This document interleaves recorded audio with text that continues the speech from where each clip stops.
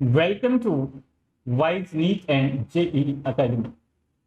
प्यारे बच्चों, for great success download the wise NEET and JEE app, get registered and start your preparation, start your learning with wise academy. बच्चों, आज का जो हमारा topic है वो होगा आपकी लाइफ प्रोसेसेस से।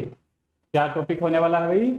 Transportation in human beings. तो इसमें हम बेसिक कंसेप्ट समझेंगे कि जो हमारा ट्रांसपोर्ट सिस्टम है वो कैसे कंपोज हुआ है, उसमें उसकी कंपोजिशन क्या है, कौन कौन से पार्ट जो हमारे इसमें ट्रांसपोर्ट सिस्टम में, ट्रांसपोर्टेशन में काम करते हैं। क्लियर है? ट्रांसपोर्ट का मतलब समझ रहे हो ना बच्चों? ट्रांसपोर्ट का मतलब क्या होता है? जैसे हम बात करें कि इंडिया में अगर 2-4 दिन भी स्ट्राइक कर दें ट्रांसपोर्ट वाले, ट्रांसपोर्ट सिस्टम फेल होता है। रेलवे स्ट्राइक कर दे, ट्रक यूनियन स्ट्राइक कर दे, बसेस स्ट्राइक कर दे, टैक्सी सर्विसेज वाले स्ट्राइक कर ले, सारे स्ट्राइक कर ले, क्या होगा? सारा ट्रांसपोर्ट ठप हो जाए। ठीक है, सिस्टम सारा का सारा गड़बड़ा जाए, सारा का सारा सिस्टम गड़बड़ा जाए। ठीक नहीं हम अगर ट्रांसपोर्ट सिस्टम में भी दिक्कत होगी ह्यूमन बींग के, हमारी बॉडी के, तो वहां भी दिक्कत होगी। तो जो बच्चों ट्रांसपोर्ट सिस्टम है वो क्या काम करता है? जैसे हमने खाना तो खा लिया, खाना खाया है, उसकी डाइजेशन भी होगी। ठीक है, डाइजेशन भी होगी, उसकी अब्जॉर्प्शन भी हो रही है, और वो अब पूरी बॉडी में सेल टू सेल जाएगा, और सेल क्या करेंगे? वहां पे एनर्जी जनरेट करेंगे, उस खाने से वेस्ट भी बनेगा। ठीक है, जो वेस्ट मटेरियल है उसको फिर दोबारा ट्रांसपोर्ट करना पड़ेगा और बॉडी से उसको आउट करना पड़ेगा। तो ट्रांसपोर्ट सिस्टम सारा काम ये सारा देखेगा, और उसको कौन कौन इसमें जो हमारे ऑर्गन्स हैं या कौन कौन से हमारे टिश्यू हैं, स्ट्रक्चर हैं जो इन चीजों में इन्वॉल्व। ठीक है, तो यह हमने देखना है बच्चों। जो टॉपिक हम इसमें कवर करने वाले हैं, पहला टॉपिक है व्हाट इज ट्रांसपोर्टेशन। इसकी हम डेफिनेशन करेंगे, ट्रांसपोर्टेशन होता क्या है और इसकी इंपॉर्टेंस क्या है ट्रांसपोर्टेशन की, और जो मोड ऑफ ट्रांसपोर्टेशन है वो कौन कौन से होते हैं उसकी हम टाइप पढ़ेंगे। ये सारे बेसिक कंसेप्ट है हमारी बॉडी के ट्रांसपोर्ट सिस्टम को समझने के लिए। यहाँ पे ट्रांसपोर्टेशन ह्यूमन बींग में कैसे होती है? दो तरह की होगी, एक तो दो तरह से होती है ना, एक ब्लड वेस्कुलर सिस्टम से होगी, और दूसरी बच्चों लिम्फेटिक सिस्टम जो है वो ट्रांसपोर्टेशन में ह्यूमन बींग में काम करता है। और ये जो वेस्कुलर सिस्टम है वो किससे क्या इसमें रहेगा, किससे कंप्राइज होता है? ये ब्लड और ब्लड वेसल से मिलकर बना होगा ब्लड वेस्कुलर सिस्टम। और जो लिम्फेटिक सिस्टम है वो किससे बना है?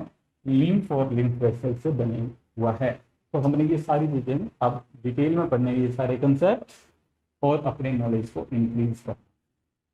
ठीक है, तो बच्चों let us start with our first topic, transportation. Transportation क्या होता है? जैसे सपोज सेब जो है वो कश्मीर में है, ठीक है, साइड तो क्या है? कश्मीर।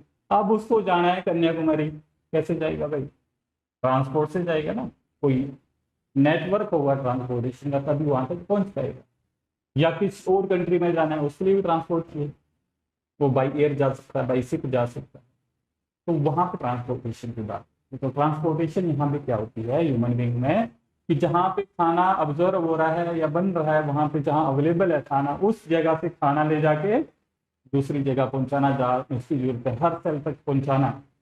और उस खाने को वहां पे सेल में क्या होगी? रेस्पिरेशन मीन्स ऑक्सीजन भी चाहिए ना, खाना तो ट्रांसपोर्ट हो ही रहा है पर साथ में ऑक्सीजन भी तो ट्रांसपोर्ट होगी, और जो यूजफुल न्यूट्रिएंट्स है, अमीनो एसिड हैं, वो भी ट्रांसपोर्ट होंगे। और वहां पे जब उनकी मेटाबॉलिक एक्टिविटी, आइदर इट में भी एनाबॉलिक प्रोसेस होगा, तो जुड़ के कम्प्लेक्स मॉलिक्यूल बन जाएंगे, कैटाबॉलिक होगी तो उसकी ब्रेकडाउन हो जाएगी, और वहां से जो वेस्ट जनरेट होगा, जैसे रेस्पिरेशन की भी क्या है? कैटाबॉलिक रिएक्शन होती है ना, वहां पे CO2 वेस्ट जनरेट होता है। और वो वेस्ट, जैसे हम प्रोटीन खाते हैं, वहां पे क्या जनरेट होगा? वहां पे जनरेट हो जो नाइट्रोजनस वेस्ट जनरेट होगा, यूरिया है, यूरिक एसिड है, या नाइट्रोजनस वेस्ट बोलते हैं हम इसको, अमोनिया वगैरह कुछ भी, हम में तो नहीं बनता अमोनिया, वो कुछ एनिमल्स में बनेगा, पर वो जो नाइट्रोजनस वेस्ट बोलते हैं कलेक्टिवली इसको। तो ये सारी चीजें वहां से कलेक्ट होंगी और वो तो रिमूव हो जाएगी हमारी बॉडी से बाहर, तो वो भी कौन, ट्रांसपोर्ट सिस्टम ही था। क्लियर है।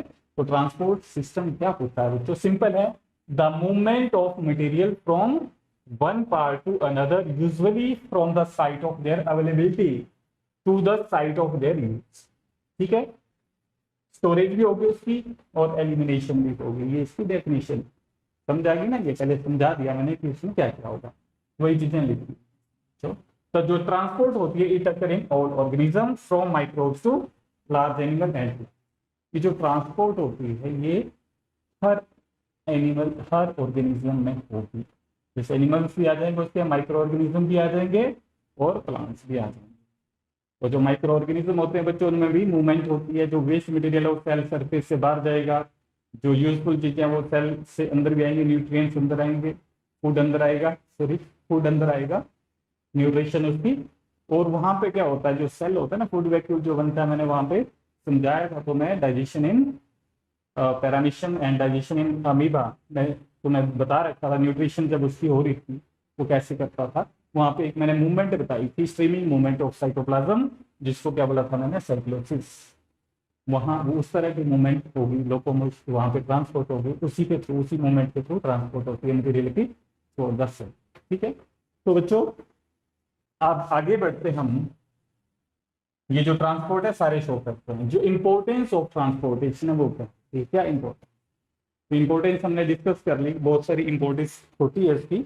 जैसे न्यूट्रिएंट्स को सप्लाई करना, जैसे फूड की बात होगी कि जितने भी सेल होते हैं बॉडी का उनको खाना चाहिए होता है या न्यूट्रिएंट चाहिए होते हैं, which are sent to them from site of availability to system of transportation. तो ट्रांसपोर्टेशन से ही वो उनको सेल टू सेल जो न्यूट्रिएंट्स है वो पहुंचाते हैं। सेकेंड, ऑक्सीजन, ऑक्सीजन न्यूट्रिएंट्स तो पहुंच गया, पर उनकी ऑक्सीडेशन के लिए, उनकी ब्रेकडाउन के लिए, एनर्जी वहां से जनरेट करने के लिए, तो क्या चाहिए हमें, ऑक्सीजन भी चाहिए। ठीक है, तो ऑक्सीजन भी ट्रांसपोर्ट होगी। वहां पे जो वेस्ट बनेगा कार्बन डाइऑक्साइड, वो भी क्या करेंगे, वो वहां से लेके उसको जहाँ पे उसको, जहाँ से उसको निकालना है, एलिमिनेट करना है, वहां से एलिमिनेट हो जाएगी। और भी गैसेस बनेंगे, और भी वेस्ट बनेंगे, जैसे मैंने नाइट्रोजनस वेस्ट की बात करी। ठीक है, जब प्रोटीन डाइजेस्ट होती है तो नाइट्रोजन वेस्ट जनरेट होता है, यूरिया जनरेट हो जाता है। ठीक है, अब यहाँ पे transportation help in elimination of excretory waste out from the body of organism. जो एक्सक्रीटरी वेस्ट है, वेस्ट होंगे वो भी बाहर निकलेंगे। And it help in transportation of hormones, जो हार्मोन्स होते हैं उनकी ट्रांसपोर्टेशन भी होती है। हार्मोन जैसे कहाँ बनते हैं, एंडोक्राइन ग्लैंड से स्मॉल अमाउंट में बनते हैं और वो ब्लड में रिलीज होते हैं, और ब्लड से वो जहाँ टारगेट ऑर्गेन होता है या टारगेट टिश्यू होता है वहां तक वो पहुंच जाता है। तो वहां पर कौन लेके जाएगा, ट्रांसपोर्ट सिस्टम लेके जाएगा। क्लियर है। जैसे कोई हार्मोन आपका पिट्यूटरी ग्लैंड में बन गया, ब्रेन में बन गया, पिट्यूटरी ग्लैंड में बन गया, anterior lobe of pituitary gland में बना, तो उसको कहीं और जाना। ठीक है, तो वो क्या कर रहा है, वो अपना हार्मोन रिलीज करेगा ब्लड में, और ब्लड उसको फिर हाँ उस टारगेट पर्टिकुलर ऑर्गन में या पर्टिकुलर टिश्यू में जहाँ उसकी जरूरत है, या पर्टिकुलर साइट में जहाँ उस हार्मोन की जरूरत होगी वहां तक पहुंचा। क्लियर है। तो ये ट्रांसपोर्ट सिस्टम जो होता है, ट्रांसपोर्टेशन सिस्टम, ये इस तरह से हेल्प करता है। अब आगे आगे जो हम करना है, मोड्स ऑफ ट्रांसपोर्टेशन, कि जो ट्रांसपोर्टेशन के जो मोड होते हैं वो कौन कौन से। ये जो ट्रांसपोर्ट होती है बच्चों मटेरियल्स की, न्यूट्रिएंट्स की, ठीक है, वो कैसे होती है, एक एक्टिव ट्रांसपोर्ट और दूसरी पैसिव ट्रांसपोर्ट। एक्टिव ट्रांसपोर्ट क्या होती है, एक्टिव ट्रांसपोर्ट में एनर्जी का यूज होता है। एक्टिवली कोई भी चीज जब ट्रांसपोर्ट होगी तो उसमें एनर्जी का यूज होगा, और जो पैसिव ट्रांसपोर्ट होती है उसमें एनर्जी का यूज नहीं। समझ आइए। तो एक्टिव ट्रांसपोर्ट में जैसे हमारे पास sodium potassium pump, nervous system में सोडियम पोटेशियम पंप होता है, तो वहां पे जो मूवमेंट होती है सोडियम आयन और के आयन की अक्रॉस द सेल मेम्ब्रेन, वहां भी वो एक्टिवली मतलब उसकी मूवमेंट होती है। जिसे एक एग्जांपल और दूं, कैल्शियम आयन है वो सेल टू सेल जाएगा, तो वहां भी क्या यूज होगा, एनर्जी का यूज होगा। समझा जाएगा। और पैसिव ट्रांसपोर्ट जिसमें एनर्जी का यूज नहीं। एक्टिव ट्रांसपोर्ट को ऐसे समझ लो ना, आपने कुछ सामान कहीं भेजना है और आपका कोई रिलेटिव या जानने वाला वहां पे दिल्ली से आपने कोई सामान चंडीगढ़ भेजा, तो दिल्ली से चंडीगढ़ भेजेंगे तो आप तो ट्रांसपोर्ट यूज करेंगे, ट्रांसपोर्ट तो करेंगे। अगर कोई आपका रिलेटिव या अपना नॉन जो रिश्तेदार है कोई भी है वो चंडीगढ़ जा रहा होगा तो आप क्या करोगे, ले भाई इसको वहां पे दे देंगे, आपका काम फ्री हो गया। तो उसको क्या बोलेंगे, पैसिव ट्रांसपोर्ट। अगर आप कोई ट्रांसपोर्ट यूज कर रहे हो, उसके थ्रू भेज रहे हो, तो वो आपसे पैसे लगेंगे, आपको चार्जेस देना पड़ेगा, तो उसको एक्टिव ट्रांसपोर्ट बोलते। ठीक है ना। तो एक्टिव ट्रांसपोर्ट में एनर्जी का यूज होगा, पैसिव में एनर्जी का यूज नहीं होगा। जैसे सिंपल डिफ्यूजन जो होता है उसमें एनर्जी का कंजप्शन नहीं होता। क्लियर है। तो एक्टिव पैसिव हम इनको बोलते हैं। यहाँ पे बात कर रहा है कि जो cell to cell movements of material occur through diffusion. तो डिफ्यूजन का तो हमें पता ही है ना, the movement of solute from their higher concentration to lower concentration, उसकी बात हो गई है।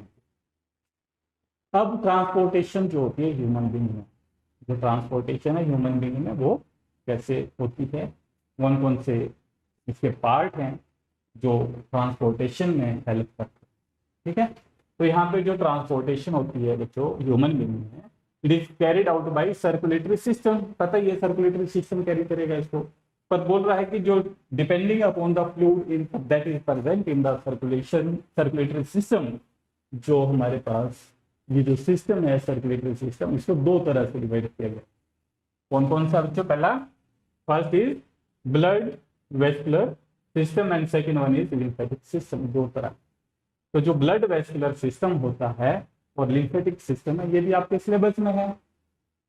ठीक है ना, ये सिलेबस में है। अब यहाँ पे हम इसको वन बाय वन स्टडी करते हैं। जो बच्चों ब्लड वेस्कुलर सिस्टम होता है ये कैसे कंप्राइज होता है, ये क्या क्या इसमें रहेगा। जो ब्लड वेस्कुलर सिस्टम है उसमें क्या होता है, तो ब्लड रहेगा, सिंपल सी बात है, ब्लड ब्लड होगा। क्या क्या होगा इसमें भाई बच्चों, एक तो इसमें ब्लड होगा, क्लियर है, ब्लड। और दूसरा क्या होगा, इसमें जो आर्टरीज हैं, आर्टरीज, और साथ में क्या रहेगा हमारे पास, वेन एंड कैपिलरीज। क्या रहेगा, कैपिलरी, ये रहेगा, ये कंस्टिट्यूट करेगा कैपिलरीज। तो तीन चीजों से मिलकर बनेगा blood and we can say blood vessels. जो ब्लड वेसल्स हैं वो कौन कौन सी हैं, आर्टरीज, वेन एंड कैपिलरी। समझा रही है। तो ये सिंपल जो ब्लड ह्यूमन जो वेस्कुलर सिस्टम होता है ये किससे मिलकर बना हुआ बच्चों, आर्टरी से, वेन से एंड कैपिलरी से। ब्लड तो उसमें रहेगा ही, क्लियर है। और जो प्राइमरी फंक्शन होता है ब्लड वेसल्स का, ब्लड वेसल्स मीन आर्टरीज और वेन्स या कैपिलरी का, क्या रहेगा बच्चों, ये ऑक्सीजन को ट्रांसपोर्ट करना वहां पे, और साथ में न्यूट्रिएंट्स को भी ट्रांसपोर्ट करना, और वहां से जो वेस्ट जनरेट हो रहा है मेटाबॉलिक एक्टिविटी से उसको कलेक्ट करके उसको एलिमिनेट करना बॉडी से। ये इनका मेन काम होता है, किसका, ब्लड वेस्कुलर सिस्टम। क्लियर है, समझा की बात। अब हम इनको थोड़ा सा इसको इसी ब्लड वेस्कुलर सिस्टम को थोड़ा डिटेल में देखते हैं। तो ब्लड वेस्कुलर सिस्टम में मैंने क्या बोला, इसको ब्लड होगा और उसकी क्या होगी, vessels, blood and blood vessels. Blood vessels में क्या क्या, आर्टरीज, वेन्स एंड कैपिलरी। तो यहाँ हम पहले बात करें ब्लड की। तो बच्चों ये 9th क्लास में, प्रीवियस क्लास में आपने पढ़ रखा है, इसलिए मैं इसको ज़्यादा डिटेल में नहीं बताऊँ। ठीक है, थोड़ा थोड़ा करके कुछ पॉइंट यहाँ पे डिस्कस करूंगा। ब्लड क्या होता है, इसमें प्लाज्मा होती है और ब्लड कैप्सूल्स होता है। ब्लड में दो चीजें रहेंगी ना, क्या क्या रहेगा बच्चे, ब्लड में प्लाज्मा और ब्लड कैप्सूल से मिलके ब्लड बना होता है। समझा नहीं। अब यहाँ पे प्लाज्मा की बात कर रहे हैं हम पहले। जो प्लाज्मा होता है तो जो प्लाज्मा है ना इसी कलर का होता है, पेल येलो कलर का होता है या स्ट्रॉ कलर का होता है। कैसा होता है, ये लाइट पेल येलो कलर का होगा।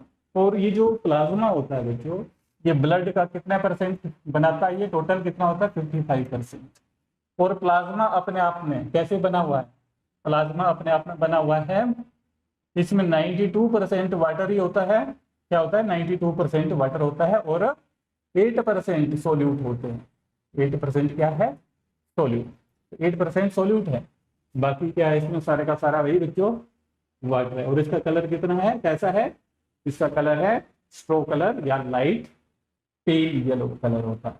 और ये टोटल ब्लड का कितना परसेंट बना रहा है, 55%। एक पॉइंट और याद रखना होता है, इसकी पीएच कितनी होती है, क्या इसकी पीएच कितनी है बच्चों, इसकी पीएच जो होगी वो अप्रोक्सीमेटली 7.4 कितनी रहेगी, 7.4 होती है पीएच। क्लियर है। अब यहाँ पे हम बात करेंगे बच्चों ब्लड कैप्सूल्स की।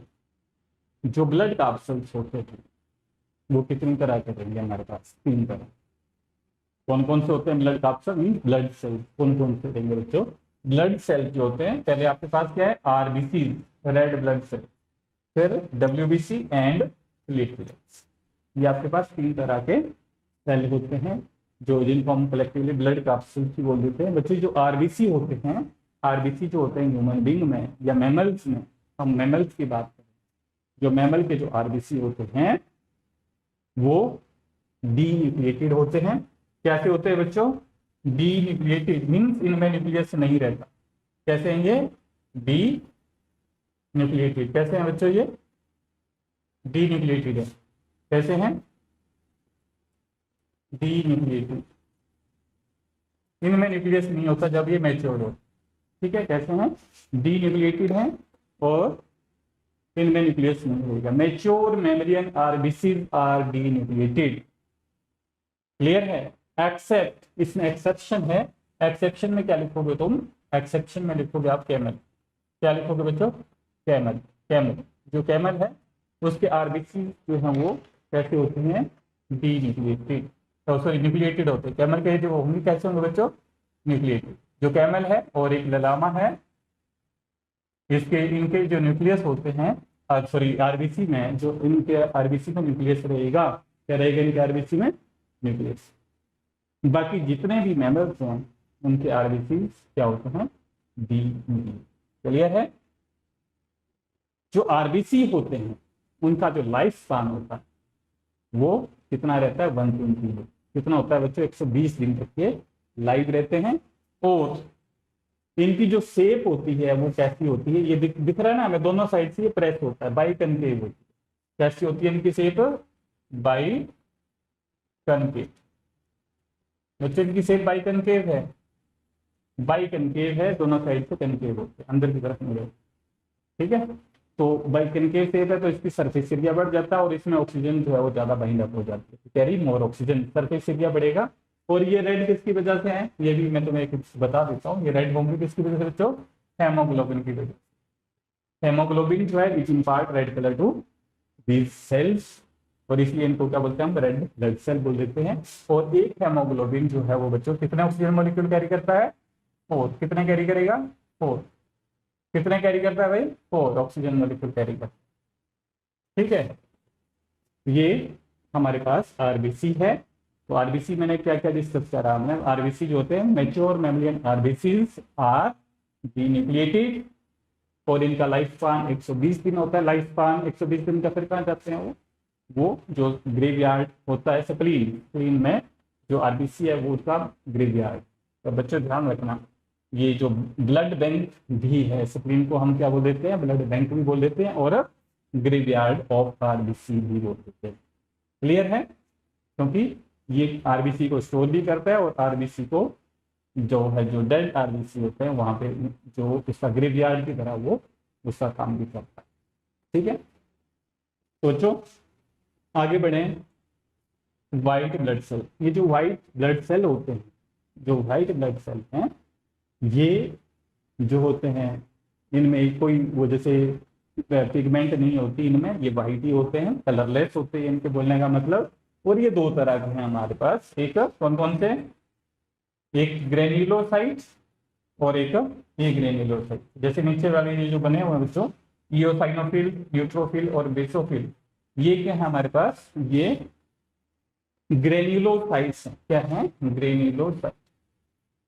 ग्रेन्युलोसाइट, ये ग्रेन्युलोसाइट्स होते हैं। और जो ग्रेन्युलोसाइट्स होते हैं उनका काम क्या होता है, ये क्या होते हैं, काम तो बात की बात है, पहले इनमें ग्रेन्यूल्स होता है साइटोप्लाज्म में, और इनकी पहचान क्या है, इनका जो न्यूक्लियस दिख रहा है, ये न्यूक्लियस जो इनका मल्टी लोब होता है, या इनके न्यूक्लियस जो है लोब होता है। और ये 3 तरह के होते हैं, इओसाइनोफिल, इसको हम एसिडोफिल भी बोल सकते हैं, बेसोफिल, ये बेसोफिल है, और ये बीच में न्यूट्रोफिल, ठीक है ना। और ये जो ग्रेन्यूलोसाइट है बच्चों, जिसमें ग्रेन्यूल्स नहीं है, जो हमें ऊपर दिखते हैं, these are a granulocyte, a granulocyte, a granulocyte, ठीक है। जो ए ग्रेन्यूलोसाइट होते हैं, इनमें ग्रेन्यूल्स नहीं है, ठीक है, इस तरह के सबसे ग्रेन्यूल नहीं है इनमें, तो इनको क्या बोलते हैं हम, ए ग्रेन्यूलोसाइट। ए ग्रेन्यूलोसाइट में ग्रेन्यूल्स नहीं होते, और ये पता है इसमें मोनोसाइट और लिम्फोसाइट हैं। ये क्या करते हैं बच्चों, जो पैथोजेंस हैं या फॉरेन माइक्रो ऑर्गेनिज्म हमारी बॉडी में एंटर कर जाते हैं, उनको ये किल कर देता है, उनको ये फैगोसिटाइज कर देता है, ये हमारे इम्यून सिस्टम को स्ट्रॉन्ग बनाता है, ये इम्यूनिटी प्रोवाइड करता है। जो WBC हैं वो क्या प्रोवाइड करेंगे हमें, इम्यूनिटी, ठीक है। अब थर्ड हम करें प्लेटलेट्स की बात। तो बच्चों जो प्लेटलेट्स होते हैं वो सिंपल क्या है, प्लेटलेट्स, जो प्लेटलेट्स होते हैं हमारे पास, वो सेल ये ऐसे होते हैं जिनका वी कैन से, इनमें न्यूक्लियस भी नहीं होता, इनमें कोई न्यूक्लियस नहीं होता, और इनका जो अमाउंट होता है वो कितना होता है, ये होते हैं 0.15, कितना बच्चों, 0.15 टू 0.45 मिलियन पर ml, ठीक है।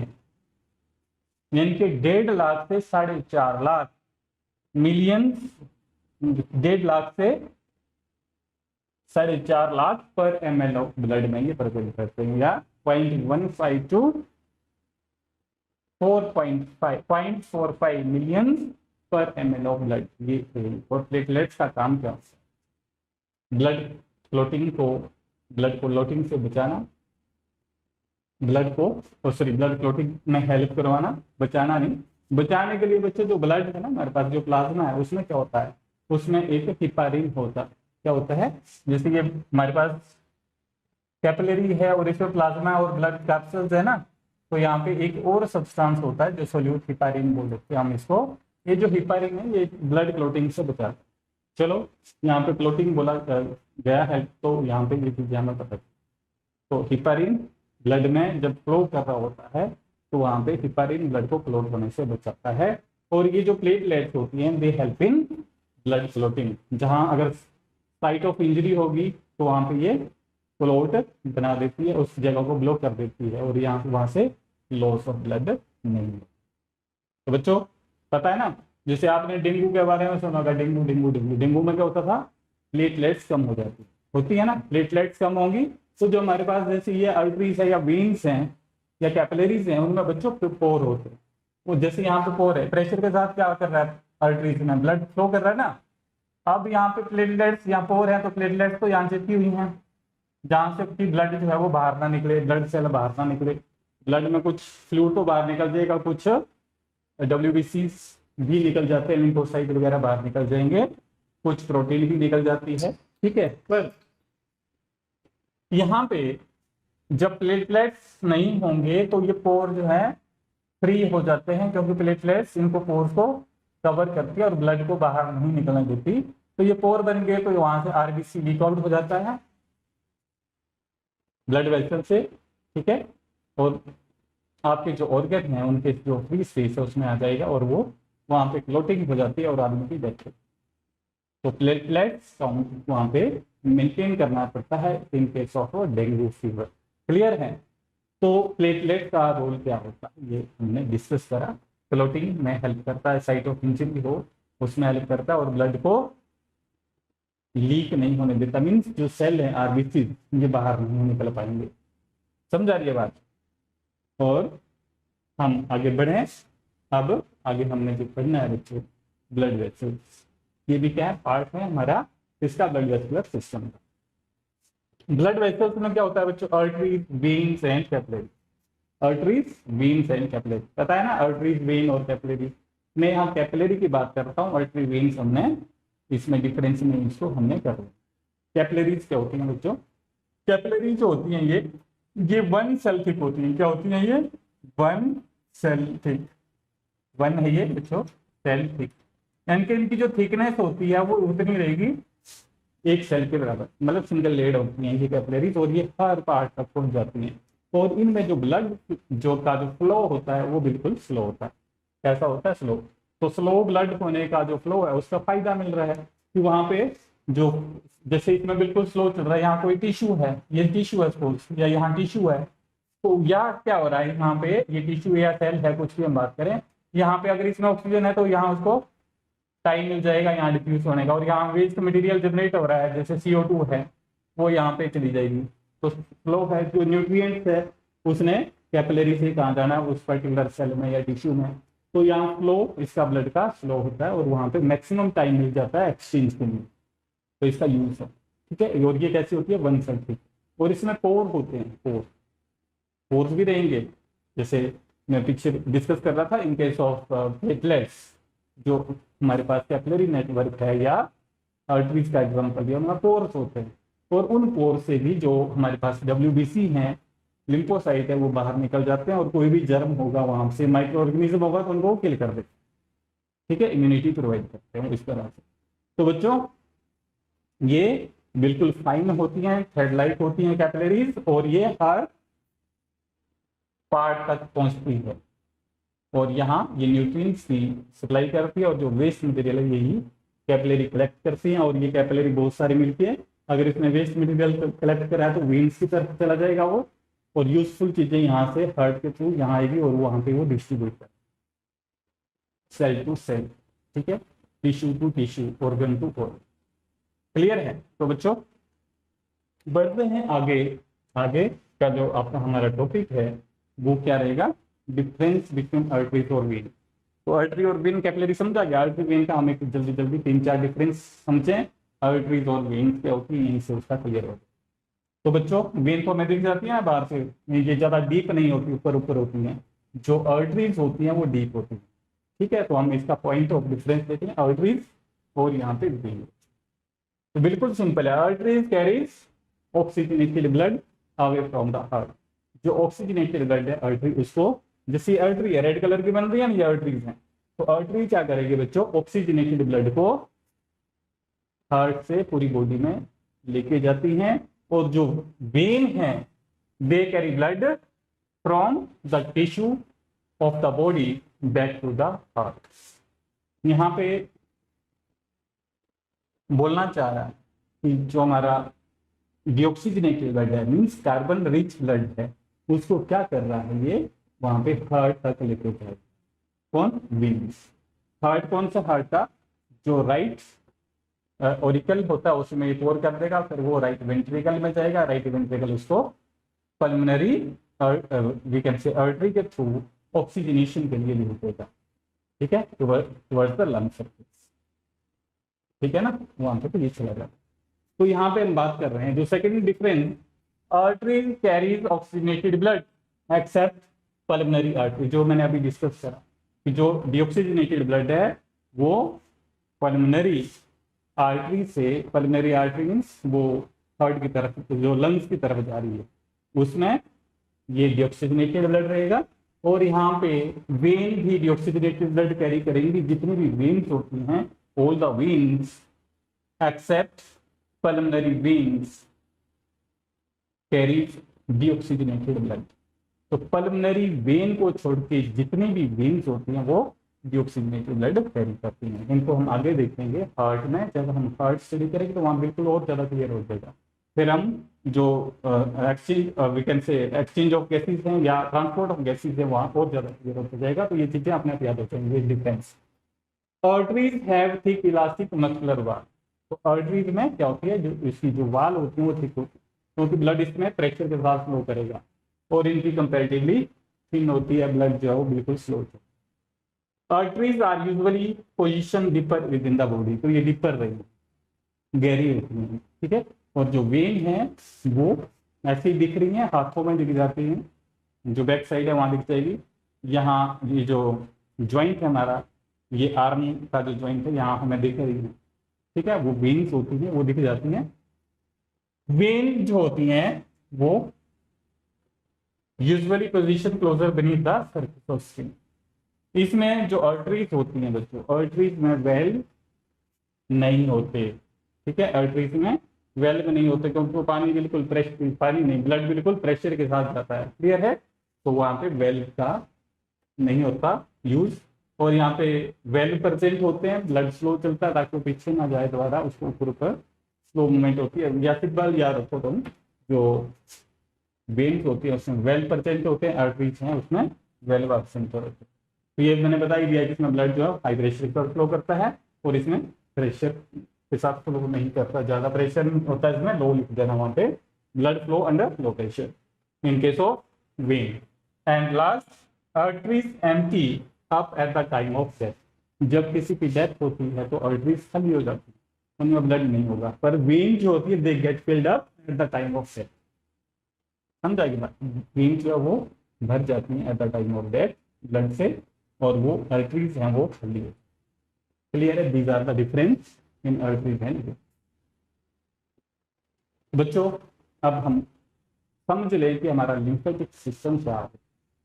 तो बच्चों लिम्फेटिक सिस्टम भी एक ट्रांसपोर्ट सिस्टम का, हमने अभी जो डिस्कस करा वो सारा क्या था, ब्लड वेस्कुलर जो सिस्टम था ट्रांसपोर्ट का, उसको डिस्कस करा। अब जो दूसरा सिस्टम हमें ट्रांसपोर्ट का है वो कौन सा है, लिम्फेटिक सिस्टम। तो बच्चों ये जो लिम्फेटिक सिस्टम है ट्रांसपोर्ट का, इसमें क्या होता है, इसके जो मेजर कंपोनेंट जो होंगे लिम्फेटिक सिस्टम के, दे इंक्लूड लिम्फ, जैसे वहां प्लाज्मा, इसमें क्या होगा, लिम्फ, लिम्फेटिक वेसल्स, वहां ब्लड बोला हमने, यहाँ लिम्फ हो जाएगा, वहां ब्लड था यहाँ पे lymph, lymphatic vessels, lymphatic organ that contain lymphoid tissue.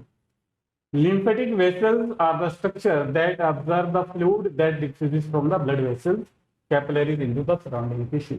मैंने वहां पे बोला, वहां पे जो डिस्कस करा था कि कैपिलरीज में पोर होते हैं, प्रेशर के साथ ब्लड जब मूव करता तो वहां से कुछ प्लाज्मा फिल्टर होकर निकल नीचे आ जाता है, कुछ गलकूज, कुछ वी कैन से WBC, ठीक है, वो जो स्पेस होता है उसमें आ जाते हैं, लीक आउट हो जाती है, वो बाहर आते हैं, उसको ऑब्जर्व कौन करता है, ये हमारा लिम्फेटिक सिस्टम ऑब्जर्व करता है। तो इसको ऑब्जर्व करेगा और दोबारा वो ब्लड के साथ मिला देगा। समझा रही बात, तो यहाँ पे ये बताना चाह रहा है। तो बच्चों जो लिम्फेटिक सिस्टम होता है ये हमारे पास लिम्फेटिक सिस्टम, पहले यहाँ देख लें फिर इसको समझें। The major component of the lymphatic system include, lymph होगा बच्चों, lymphatic vessels होंगी, and lymphatic organ that contain lymphoid tissue। तो lymphatic vessels के बारे में, जैसे वहां blood vessels थी, इसमें lymphatic vessels की बात करें। lymphatic vessels are the structure that absorb fluid that diffuses from blood vessels capillaries into the surrounding tissue। तो उसमें भी कैपिलरी lymphatic जो कैपिलरीज होती हैं वो उस ब्लड को ऑब्जर्व कर लेती, उस सॉरी नॉट ब्लड होता, ब्लड तो नहीं होता, जो लीकेज आती है ना वहां पे, जो कैपिलरीज से जो लीकेज आ रही है उसको ये ऑब्जर्व करता है विद ऑन कैपिलरीज या वेसल्स, ठीक है। This fluid is directed towards lymph node, lymph node की तरफ चला जाता है, वहां ये फिल्टर होगा एंड अल्टीमेटली दोबारा वहां पे एंटर कर जाता है, ठीक है। और वो पहले अपनी जो वहां से उसने जो कलेक्ट करा वो अपनी सिक्रीशन कहाँ डाल देगा बच्चों, ये अपनी सिक्रीशन वेन्स में डाल देता है, जो हमारे पास मेजर वेन्स हैं जो हार्ट के साथ जुड़ी होती हैं, इंफीरियर और इंफीरियर वेने के अलावा, उसमें ये अपनी सिक्रीशन ड्रेन आउट कर देता है, और वो वहां पे उसके थ्रू राइट ऑरिकल में चली जाती है, राइट ऑरिकल से वेंट्रिकल में, फिर वो हार्ट की सर्कुलेशन में आ जाती है। क्लियर है बच्चे। एक चीज और मैं बता दूं, मैंने जब हमने डाइजेशन ऑफ फैट पढ़ा था तो मैंने वहां पे एक चीज बताई थी कि जो फैट है वो सीधा ऑब्जर्व नहीं होगा, वो जैसे बाकी न्यूट्रिएंट्स ऑब्जर्व हो रहे थे और हिपैटिक पोर्टल वेन से लीवर की तरफ जा रहे थे और लीवर फिर उसको डिस्ट्रीब्यूट कर रहा था। मैंने उस टाइम बोला था कि जो फैट है वो ऐसे नहीं ऑब्जर्व होता। वहां मैंने एक पीले कलर का हमने डायग्राम पढ़ा, उसको बोला था लेक्टिड। लेक्टिड भी क्या है, वो लिम्फेटिक सिस्टम का, जो लिम्फेटिक सिस्टम है ट्रांसपोर्ट का, उसका पार्ट है। फैट जो है वो वहां पे ऑब्जर्व होता है, जो डाइजेस्टिव फैट है, फैटी एसिड ग्लिसरॉल उसमें ऑब्जर्व होता है, फिर वो सेम वे से जो मेजर वेन्स के through superior and inferior vena के थ्रू हार्ट में चला जाता है, हार्ट से फिर वो पूरे ब्लड में घूमता है। समझा रही बात? सेल टू सेल जाएगा, उनके ट्रांसपोर्ट होगा फिर भी। समझा रही बात? उसका रास्ता अलग है। फैट लैक्टिन्स में, लैक्टिन जो लिम्फ का पार्ट है, और वो लिम्फेटिक सिस्टम से फिर वो हार्ट में जाएगा, और हार्ट से फिर हार्ट उसको फिर सेल टू सेल भेजेगा थ्रू ब्लड। समझा रही बात? डायरेक्टली ब्लड में नहीं। क्लियर है? तो यहाँ पे यहाँ यही बात कर रहा है ये। अभी हम और देखते हैं जो लिम्फेटिक सिस्टम होता है हमारा, उसमें क्या क्या, कौन कौन से जो मेजर पार्ट है। थाइमस, ये थाइमस ये ग्लैंड होता है, यहाँ पे लिखा है, ये देखो, ये थाइमस क्या है, ये ग्लैंड यहाँ दिख रहा होगा तुम्हें। थाइमस ये है जो ये हार्ट के साथ में, ये जो थाइमस ग्लैंड होता है ये काफी ज्यादा इंपॉर्टेंट रोल प्ले करता है। विद एज ये जो थाइमस ग्लैंड होता है ये डिक्रीज हो जाता है, ये डीजनरेट हो जाता है। नॉट डिक्रीज, क्या होगा, डीजनरेट हो जाता है बच्चों विद एज।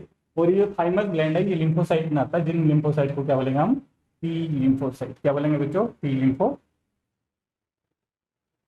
LYMPHO lymphocytes. ठीक है, ये जो टी लिम्फोसाइट होते हैं, टी का मतलब थाइमस, थाइमस से जो लिम्फोसाइट आते हैं उनकी बात हो रही है। तो इसको डिटेल में ना जाए तो बढ़िया, ये टी लिम्फोसाइट लीड करते हैं जो इम्यूनिटी प्रोवाइड करते हैं। चलो बता देता हूँ, सेल मीडिएटेड इम्यूनिटी प्रोवाइड करते हैं। ठीक है, यानी कि ये जो फॉर्म से मतलब जो बाहर वाली चीजें होंगी, फॉर्म की जो जो पार्टिकल होते हैं उनको ये डिटेक्ट कर लेता है, माइक्रोब्स हो गए, पैथोजन हो गए, तो वो किल करवा देता है बाय प्रोड्यूसिंग एंटीबॉडीज। जो बी लिम्फोसाइट हैं उनको क्या करता है, ये रिकॉग्नाइज करेगा और बी लिम्फोसाइट से एंटीबॉडीज बनाकर उनको किल करवा देता है। टी हेल्पर सेल भी होते हैं। चलो इसको छोड़ दो, हम यहाँ सिंपल बात कर रहे हैं कि जो थाइमस ग्लैंड है वो भी क्या आएगा, ट्रांसपोर्ट में ही करता है। अब यहाँ पे देखो इसको, जो थाइमस है, थाइमस क्या होता है, it is the gland, the gland is the main organ of the lymphatic system. Its primary function is to promote development of specific cell of immune system, जिसको क्या बोलते हैं, T lymphocyte cell लीड करता है, और with as ये मैंने क्या बोला, डिजेनरेट हो जाता है। क्लियर है? अभी हम आगे बढ़े, आगे हम देखें लिम्फेटिक सिस्टम में स्प्लीन की बात है। स्प्लीन का जैसे मैंने बताया था ना, इसको क्या बोलते हैं हम, बैंक, ब्लड बैंक भी बोल देते हैं, और ग्रेवयार्ड ऑफ सेल भी बोल देते हैं। तो स्प्लीन भी क्या होता है बच्चों, देखो यहाँ पे, इट इज द स्प्लीन दिख रहा है, ये स्प्लीन है। Spleen is what, the spleen is the largest organ of the lymphatic system. तो लिम्फेटिक सिस्टम का सबसे बड़ा ऑर्गन कौन है, स्प्लीन है। स्प्लीन क्या करेगा, its primary function is to filter the blood of damage cell, cellular debris and pathogen, इनको फिल्टर करेगा। ठीक है, and like the thymus the spleen houses and aids in maturation of lymphocyte. तो lymphocyte को mature होना है कि site का भी काम करते हैं, मैच्योरिटी यहाँ पे प्रोवाइड करवाता है, ये लिम्फोसाइट यहाँ पे मैच्योर होता है। क्लियर है? और मैंने क्या बताया था, जो ब्लड है, आरबीसी है, वो इसके लिए ग्रेवयार्ड का काम करता है, जो डेड होते हैं, पर साथ में ये ब्लड बैंक का काम भी करता है। अब टॉन्सिल्स, टॉन्सिल्स का तो सबको पता है, तो टॉन्सिल्स भी क्या होते हैं, टॉन्सिल भी पार्ट है लिम्फेटिक सिस्टम का।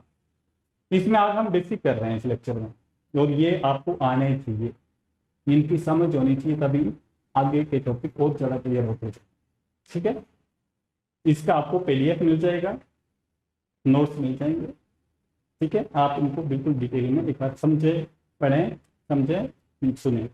ठीक है, तो जो टॉन्सिल होते हैं, टॉन्सिल्स सबको पता है, टॉन्सिल होते हैं, पर tonsil are what, these are the part of our lymphatic system. जो हमारा ट्रांसपोर्ट सिस्टम है उसका जो पार्ट, लिम्फेटिक सिस्टम है उसका एक पार्ट है टॉन्सिल। यहाँ टॉन्सिल मैंने बोला तो आपके दिमाग में आया होगा, बीमारी होगी भाई टॉन्सिल। टॉन्सिल जो है ये बीजाना। ठीक है, तो tonsils are the array of lymphatic tissue located in the upper throat region. Upper throat region में मिलता है ना ये। Tonsil house lymphocyte and other white blood cell called macrophages. ये जो टॉन्सिल है ये क्या स्टोर करता है, लिम्फोसाइट भी वहां पे मिलेंगे तो ना, और साथ में मैक्रोफेजेस जो बड़े सेल होते हैं लिम्फो, जो डब्ल्यूबीसी के, ठीक है, वो उनको वो क्या करता है, वहां पे रखता है। ये फैगोसिटाइज मेन फंक्शन मीन जो एंगल्फ कर देते हैं, ये जो फॉरेन पार्टिकल है उनको खा जाते हैं। ठीक है, और आपकी जो इम्यून सिस्टम, इम्यूनिटी प्रोवाइड करते हैं, ये भी मीन्स जो मैक्रोफेजेस बड़े सेल होते हैं वो क्या करते हैं, जो फॉरेन पार्टिकल हैं, जो वी कैन से बैक्टीरिया है, पैथोजन है और अदर काइंड ऑफ माइक्रोऑर्गेनिज्म, उनको ये इंगल्फ कर जाता है, फेगोसाइज कर जाता है। ठीक है, the immune cells protected the digestive tract, ये क्या करते हैं, these immune cells protect the digestive tract and lungs from the disease causing agent that enter the mouth और नोज। तो देखो इसका काम है टॉन्सिल्स का, तो ये क्या काम कर रहा है, जो हमारा डाइजेस्टिव ट्रैक्ट और लंग्स हैं उनको ये बीमारियों से बचाता है, क्योंकि जहां से या तो नोज से या माउथ से जो हमारे माइक्रोब एंटर कर रहे हैं ये उनको किल कर रहे हैं। तो टॉन्सिल क्या है, these are the part of lymphatic system. Clear है। देन हम पढ़ेंगे बच्चों bone marrow. Bone marrow, bone marrow आपको दिख रहा होगा बच्चों यहाँ पे, रेड बोन मैरो, ये दिख रहा है ना, ये वाला पोर्शन, ये रेड बोन मैरो। ठीक है, तो ये जो बोन मैरो होता है बच्चों, ये भी क्या है, हमारे पास लिम्फेटिक सिस्टम का ही है। पर यहाँ भी क्या होता है, समझ आ रही है ना बात, कहाँ पे कौन चीज कहाँ बन रही है, कहाँ जा रही है, कहाँ पे काम कर रही है और वो क्या करती है, वो सारी चीजें यहाँ पे हम डिस्कस कर। जो बोन मैरो होता है, it is soft flexible tissue found inside the bone.